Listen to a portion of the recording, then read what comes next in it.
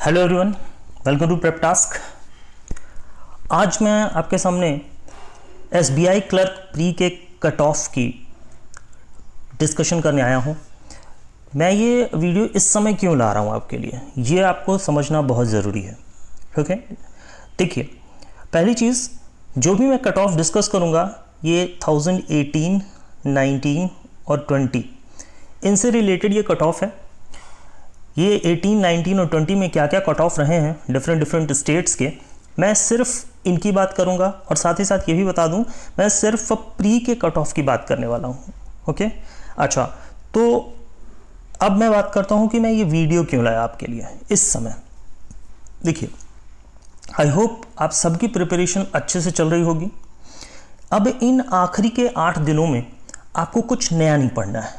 Okay, इन आखिरी दिनों में अब आपको कुछ नया नहीं पढ़ना है, वही पढ़ना है जो आप ऑलरेडी पढ़ चुके हैं और उसी के ऊपर आपको प्रैक्टिस करनी है। नाउ वन मोर थिंग, आपको ज़्यादा से ज़्यादा मॉक टेस्ट पर ध्यान देना है, ज़्यादा से ज़्यादा मॉक टेस्ट को लगाना है। कैसे लगाना है? कट ऑफ को समझते हुए लगाना है। क्या कट ऑफ रहा है उसको समझते हुए लगाना है। अब आप कहेंगे सर कट ऑफ को समझने की क्या ज़रूरत है, हमको तो टोटल 100 में 100 अटैम्प्ट करना है। बहुत अच्छी बात है, अगर आप 100 में 100 अटैम्प्ट नहीं 100 में 100 ला लेते हैं तो सिर्फ अटैम्प्ट करने से नहीं होगा कुछ, बहुत फैक्ट बात है। और जो लोग अभी नया या अभी प्लान कर रहे हैं एसबीआई क्लर्क को देने का, वो सिर्फ और सिर्फ एग्ज़ाम को दें और उसके पैटर्न को समझें। ठीक है, इन 8 दिनों में वो कुछ नहीं कर सकते हैं, तो इसलिए बहुत फ्रैंक बात है, इन 8 दिनों में कोई कुछ नहीं कर सकता है अगर कोई नया प्रिपरेशन कर रहा है तो हम उनकी बात कर रहे हैं जो अभी मॉक टेस्ट को लेकर के चल रहे हैं, जो मॉक टेस्ट दे रहे हैं। उनको कट ऑफ को समझते हुए मॉक टेस्ट को अगर वो देते हैं तो उन्हें पता क्या चलेगा, उन्हें पता चलेगा कि मेरा जो मिनिमम लेवल है वो, सपोज़ कीजिए 100 में अगर 80 कट ऑफ है तो मेरा मिनिमम लेवल है 80, यानी कि 80 के नीचे अगर मेरा कट ऑफ में जा रहा है तो ये मेरे लिए बहुत बड़े खतरे की घंटी है। ठीक है, तो उससे संबंधित कुछ बात करेंगे। और दूसरी चीज़ कि कट ऑफ को आप अभी जो हमारे साथ डिस्कस करेंगे तो आपको ये कुछ चीज़ें समझ में आ जाएंगी, उसके हिसाब से आपको कट ऑफ का लेवल मेंटेन रखते हुए मॉक टेस्ट को देना है। दूसरी चीज़, मॉक टेस्ट में स्ट्रेटजी बहुत ज़्यादा इम्पॉर्टेंट होती है कि मॉक टेस्ट में या आप जो ओरिजिनल टेस्ट देने जाते हैं, दोनों में अगर आपकी मॉक टेस्ट में प्रैक्टिस हुई रहती है अपने स्ट्रेटजी पे, तो आप सेम स्ट्रेटजी उसको अप्लाई करके मॉक टेस्ट के क्या ओरिजिनल टेस्ट में भी आप निकल सकते हैं। तो इसलिए स्ट्रैटेजी बहुत इंपॉर्टेंट होती है। तो आज हम स्ट्रैटेजी पे भी डिस्कशन करेंगे, क्या स्ट्रैटेजी होनी चाहिए ताकि आप इस प्री को बहुत ईजिली क्वालिफाई कर जाएं। ठीक है, उससे संबंधित बातें करेंगे हम। नाउ एक और बात, मॉक टेस्ट की प्रॉपर एनालिसिस बहुत ज़रूरी है। ओके, मॉक टेस्ट की प्रॉपर एनालिसिस बहुत ज़रूरी है। कई लोग कहते हैं कि सर एनालिसिस कैसे करते हैं। अगर एनालिसिस करने आता है आप लोगों को तो बहुत अच्छी बात है, लेकिन जो समझना चाहते हैं कि जो मॉक टेस्ट सर हम देते हैं उसे क्या करते हैं सर, हम उठा करके सब सॉल्व कर लेते हैं, बाद में हो गया सर, यही तो है एनालिसिस। नहीं, बिल्कुल नहीं। मॉक टेस्ट की एनालिसिस कुछ अलग पार्ट है। अगर आप उसको समझना चाहते हैं तो प्लीज़ कमेंट कीजिएगा मुझे, तो मैं नेक्स्ट वीडियो आपको मॉक टेस्ट के एनालिसिस की ज़रूर प्रोवाइड कर दूंगा। और अगर मुझे जल्दी कमेंट आते हैं तो मैं कल या परसों में आपको वो स्ट्रेटजी में शेयर करूंगा, एनालिसिस की स्ट्रेटजी को शेयर करूंगा कि मॉक टेस्ट को एनालाइज कैसे करते हैं। तो उसके लिए अगर 2-3 कमेंट भी आ जाते हैं मेरे पास तो डेफिनेटली मैं उन लोगों के लिए ज़रूर बनाऊंगा। नाउ अब आपको एक काम और करना है। जब आप एनालिसिस करेंगे तो आपको अपने स्ट्रेंथ और वीकनेस पे काम करना है और उस पर काम करते हुए अपने मॉक टेस्ट को इम्प्रूव करना है। चलिए, बहुत बातें हो गई, अब हम बात कर लेते हैं थोड़ा एसबीआई क्लर्क के प्री के कट ऑफ की। चलिए देखते हैं क्या है कट ऑफ। नमस्कार दोस्तों, मैं हूं सौरभ पांडे। आप मुझे मेरे इंस्टाग्राम पर फॉलो कर सकते हैं सौरभ पांडे ऑफिशियल से, और साथ ही साथ आप मुझे फॉलो कर सकते हैं टेलीग्राम चैनल पर सौरभ पांडे ऑफिशियल से। वन मोर थिंग, हमारा ग्रुप है IBPS RRB PO and clerk का। अगर आप IBPS RRB PO या क्लर्क की प्रिपरेशन कर रहे हैं तो आप इससे IBPS RRB PO क्लर्क से जुड़ सकते हैं। ये स्केल 2 स्केल 3 का ग्रुप है हमारा, IBPS RRB स्केल 2 का। अगर आप स्केल 2 की तैयारी कर रहे हैं तो आप IBPS RRB स्केल 2 के ग्रुप से जुड़ सकते हैं। One more thing, SBI PO और क्लर्क जो भी तैयारी कर रहा है SBI PO क्लर्क की, वो SBI PO क्लर्क के ग्रुप से जुड़ सकता है। आपको टेलीग्राम पे @SBI PO clerk underscore CBO लिखना है, आपको वो ग्रुप मिल जाएगा। प्रेपटास्क हमारा ऑफिशियल चैनल है, इस पर आपको जितने भी स्टडी मटेरियल हैं वो totally free of cost provide किए जाते हैं। आप इन सभी ग्रुप से जुड़िए, चैनल से जुड़िए, आपको सारी सुविधा फ्री ऑफ कॉस्ट प्रोवाइड कर दी जाएगी। चलिए हम थोड़ा कट ऑफ की बात कर लेते हैं।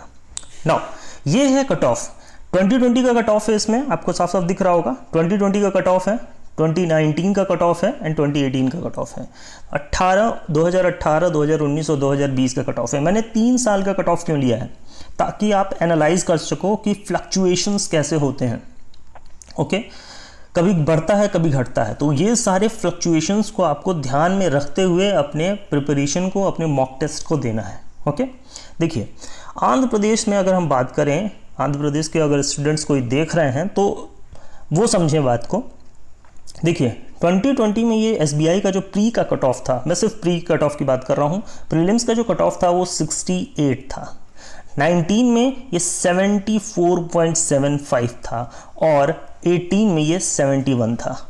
ओके, आपको क्या दिख रहा है? ग्रेजुअल डिक्रीज दिख रहा है। ओके, ना रिदम की अगर हम बात करें तो ये रिदम देख करके जो चलना चाह रहा है, ओके, वो बिल्कुल गलत है। क्या कि भाई 71 आया था, 74 हुआ, 68 हुआ, अब थोड़ा डिक्रीज करेगा, बिल्कुल नहीं। ये जो सोच करके चलेगा, ओके, ये सोच करके जो अपनी स्ट्रेटजी बना रहा होगा वो बिल्कुल गलत तरीके से स्ट्रेटजी बना रहा होगा। देखिए इसका मतलब क्या हुआ? इसका मतलब हुआ कि मिनिमम 68 और मैक्सिमम 74 तक आपका कट ऑफ जा सकता है आंध्र प्रदेश का। ओके, यानी कि जो आंध्र प्रदेश का स्टूडेंट है, ओके, जिसने भी आंध्र प्रदेश से SBI का फॉर्म भरा है, उसे क्या चाहिए? उसे चाहिए कि वो अपने कट ऑफ में 75 एंड एबव रहे एनी हाउ।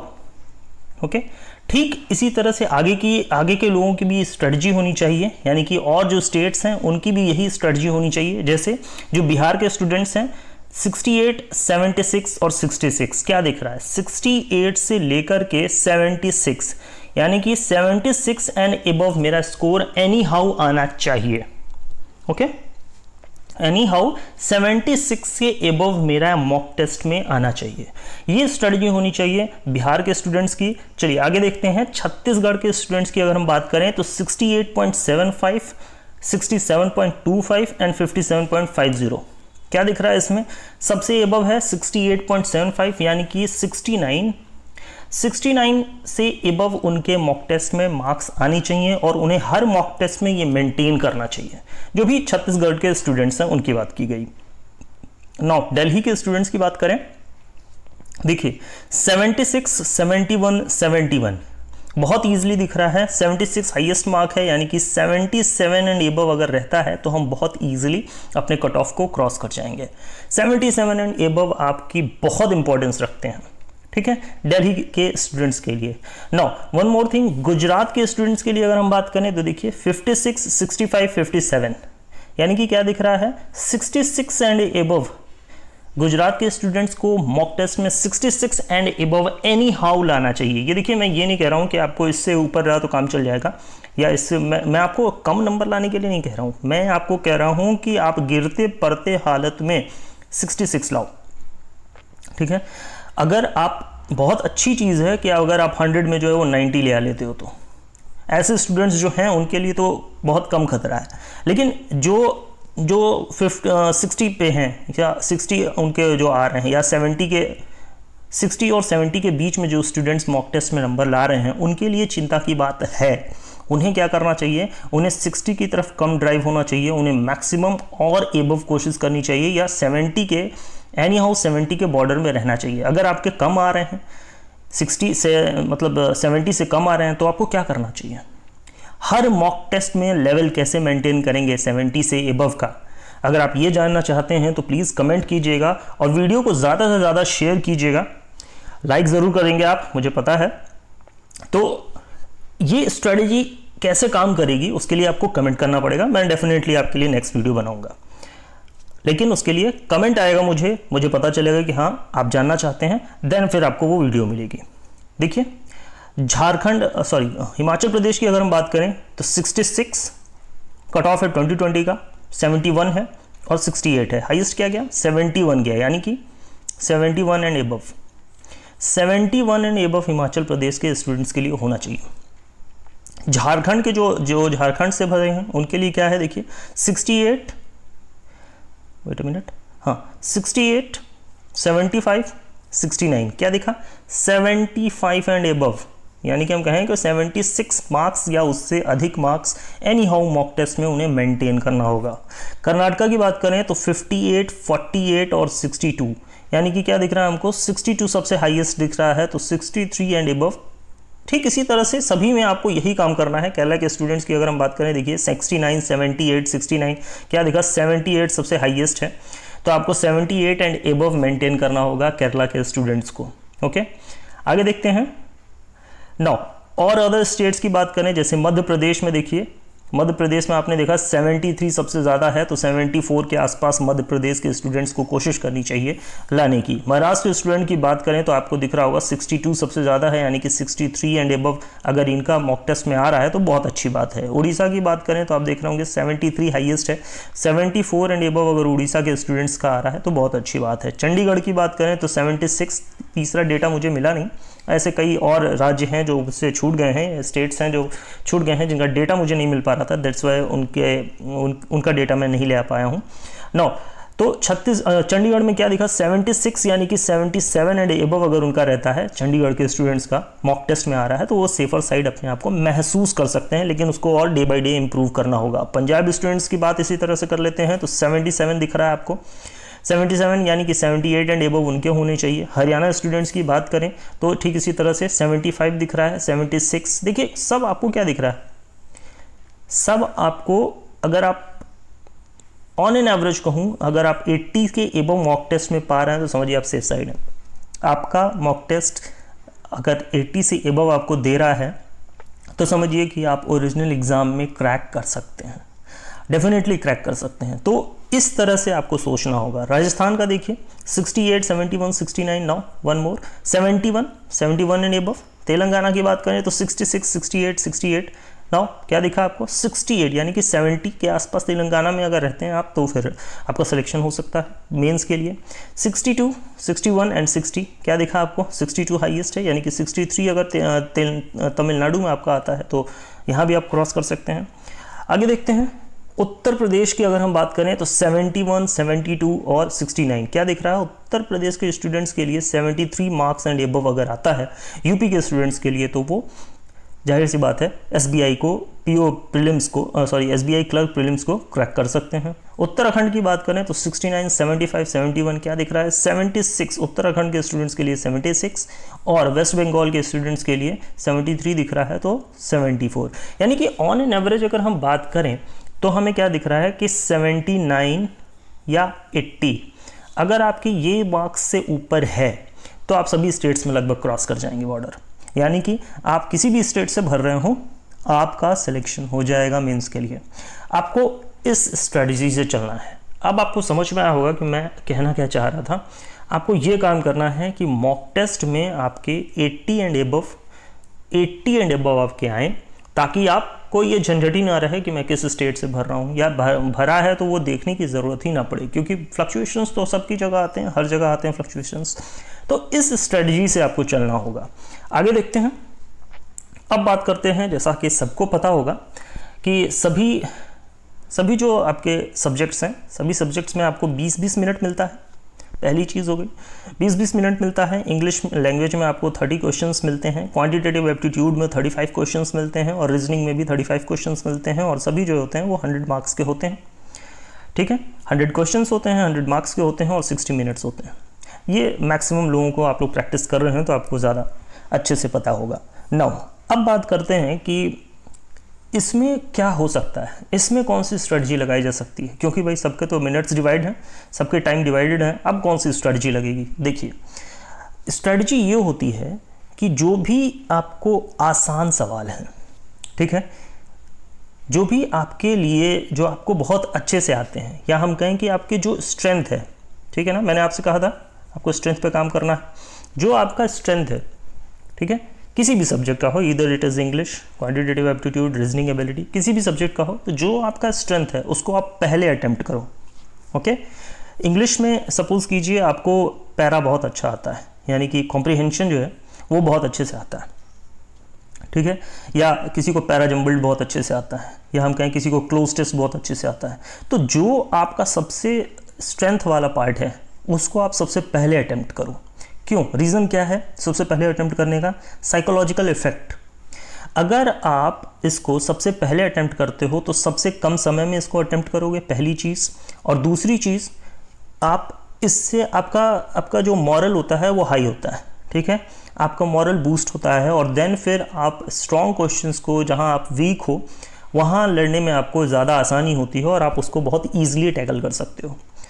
ये स्ट्रेटजी आपको हर सेक्शन में अप्लाई करनी है। क्वांटिटेटिव एप्टीट्यूड में क्या होता है, डीआई सेक्शन किसी को बहुत इजी लगता है, ठीक है, किसी का अरिथमेटिक सेक्शन बहुत इजी होता है। अरिथमेटिक सेक्शन वैसे कम बच्चों का इजी लगता है, कम बच्चों को, लेकिन फिर भी।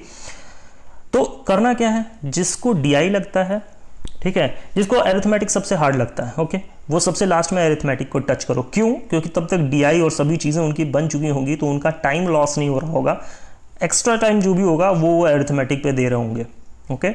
ठीक इसी तरह से रीजनिंग एबिलिटी की हम बात करें। अब अरिथमेटिक में अभी एक आध चीज़ें और हैं, जैसे अरिथमेटिक में क्या होता है, कुछ कुछ सेक्शंस होते हैं। चलिए थोड़ा नेक्स्ट पेज पे चलते हैं। नाउ अरिथमेटिक पार्ट में कुछ कुछ सेक्शंस होते हैं जो कुछ लोगों को बहुत ईजी लगते हैं, ओके। जैसे आप कह सकते हैं रेशियो, कुछ लोगों को रेशियो बहुत ईजी लगता है, ओके। आप कह सकते हैं जैसे टाइम एंड वर्क, ओके, किसी को CISI बहुत इजी लगता है। तो है क्या कि इसमें भी जो आपके पार्ट अरिथमेटिक में भी लास्ट में जब आप अरिथमेटिक पे गए तो आप ये देखिए कि इसमें मेरा कौन सा पार्ट मजबूत है। ये तो उस समय देखने की, सोचने की ज़रूरत नहीं पड़ेगी, क्योंकि आप स्ट्रेंथ एनालिसिस कर चुके होंगे, यानी कि स्वॉट एनालिसिस कर चुके होंगे। तो स्वॉट एनालिसिस के बाद जब आपको ये पता होगा तो आप सीधे उसी सेक्शन को ढूंढिए जो आपका स्ट्रेंथ है। यानी कि सपोज कीजिए CI आपका स्ट्रेंथ है, आप बहुत अच्छी तरह से जानते हैं, तो सबसे पहले CI को अटेम्प्ट कीजिए। देन फिर आप रेशियो को अटेम्प्ट कर सकते हैं, फिर आप जो है वो किसको, टाइम एंड वर्क को अटेम्प्ट कर सकते हैं। तो एक क्रोनोलॉजी आपको बनानी होगी कि किस तरह से हमें अटेम्प्ट करना है। नाउ ठीक इसी तरह से अगर इसको हम मैथ के पूरे क्वांट में समझें, पूरे क्वांट में कैसे अप्लाई करना है। सपोज कीजिए किसी का स्ट्रेंथ है DI, ओके, तो DI को पहले अटेम्प्ट कीजिए, फिर उसे ज़्यादा सही से बनाने आता है क्वाड्रेटिक इक्वेशन, या बहुत इजी लगता है उसे क्वाड्रेटिक इक्वेशन, तो क्वाड्रेटिक इक्वेशन उसने अटेम्प्ट किया, ओके। फिर उसने अटेम्प्ट करना चाहा, मतलब उसे इजी लगा क्या, सीरीज़, ओके, तो फिर उसने सीरीज़ अटेम्प्ट किया। तो इस तरह से, इस फ्लो से आपको चलना है। एंड देन लास्ट में उसने क्या किया, अरिथमेटिक टच किया। तो क्या हुआ कि उसके ये सारे क्वेश्चन अटेम्प्ट हो चुके हैं विद इन अ मिनट, ठीक है। अच्छा, एक और बात करनी है आपको, जो आपका स्ट्रेंथ है उसमें आपकी इतनी प्रैक्टिस होनी चाहिए कि वो मिनिमम से मिनिमम टाइम में आपका सॉल्व हो, ठीक है। आपको अपने स्ट्रेंथ पे इतना प्रैक्टिस कर लेना है कि DI अगर सपोज कीजिए आपकी पहले 5 मिनट में बनती थी, तो अब आप उसको 3 मिनट में बनाने की कोशिश कीजिए, ठीक है। मैं एक DI की बात कर रहा हूँ। तो उससे क्या होगा कि आपको जितनी भी DI आते हैं, सपोज कीजिए मैक्सिमम 2 या 3 DI आते हैं, तो 2 या 3 DI में क्या होगा, आपके 6 मिनट लगे। इस तरह से आपको, सपोज कीजिए आपने जो देखा क्वाड्रेटिक इक्वेशन में आपके 3 मिनट लगते हैं, अब आपको क्या करना है, क्वाड्रेटिक इक्वेशन में आपको कोशिश करनी है कि 2 मिनट या 1.5 मिनट लगे, ठीक है, 1.5 से 2 मिनट लगे। 1.5 से 2 मिनट में आपके पांचों क्वाड्रेटिक इक्वेशन बन जाए। इस तरह से आपको अपनी स्ट्रेंथ में इम्प्रूवमेंट करना है। फ़ायदा क्या होगा इसका, जब आप इस स्ट्रेंथ में अपने काम कर चुके होंगे और कम से कम समय में लगा रहे होंगे, तो आपका जो स्ट्रेंथ है उससे आपके कुछ पार्ट टाइम कट करके आप वो टाइम जो है अपने वीक पार्ट पे, ये स्ट्रेंथ हो गया, वो टाइम अपने वीक पार्ट पे आप लगा सकते हो, ओके। तो इससे आपको ज़्यादा समय मिलेगा अपने वीक पार्ट से लड़ने का, और आप कोशिश कर सकते हैं कि जहां आपसे 2 क्वेश्चन बन रहे थे, अब वहां पे आपसे 4 क्वेश्चन बनने लगे, तो ये आपका एक मेरिट पॉइंट हो जाएगा। ठीक इसी तरह से रीजनिंग में भी यही काम करना है आपको। रीजनिंग में आप अपने स्ट्रेंथ को देखिए, ठीक है, वीकनेस को देखिए। स्ट्रेंथ वाला पोर्शन पहले अटेम्प्ट कीजिए, वीकनेस वाला पोर्शन बाद में अटेम्प्ट कीजिए। ठीक इसी तरह से इंग्लिश में भी यही करना है। अच्छा, इन सारी चीज़ों को करने के बाद, ठीक है, आपको प्रॉपर रिवीजन का भी थोड़ा टाइम रखना है कि कहीं कुछ स्ट्रेटजी करते समय, बनाते समय, या जो भी क्वेश्चंस बनाते समय कहीं ऐसा तो नहीं कुछ चीज़ मिस आउट हो गई है, तो एक बार गो थ्रू होना बहुत ज़रूरी है। तो कहने का मतलब है कि अगर 20 मिनट आपको मिल रहा है तो 19 मिनट में आप इंग्लिश, रीजनिंग या मैथ, क्वांट ख़त्म कीजिए और 1 मिनट में गो थ्रू हो लीजिए। ठीक है ना, कि जो जो मैंने लगाया था, जो जो मैंने सोचा था, वहाँ सही क्लिक हुआ है, सही चीज़ें हुई हैं कि नहीं। तो ये एक बेटर स्ट्रेटजी को आपके शो करता है। वन मोर थिंग, अगर जो लोग चाहते हैं एनालाइज करना कि एनालिसिस कैसे करते हैं मॉक टेस्ट की, तो वो प्लीज़ कमेंट ज़रूर कीजिएगा, वीडियो को ज़्यादा से ज़्यादा शेयर कीजिएगा। आई होप आपको कंटेंट अच्छा लगा होगा, और अगर अच्छा लगा है तो प्लीज़ लाइक, शेयर और सब्सक्राइब ज़रूर कीजिएगा। चलिए मिलते हैं फिर नेक्स्ट वीडियो में, और आई होप आप मुझसे जल्द ही मिलेंगे। कमेंट आया तो मैं ज़रूर आपसे मुलाकात करूँगा। चलिए तब तक के लिए गुड बाय।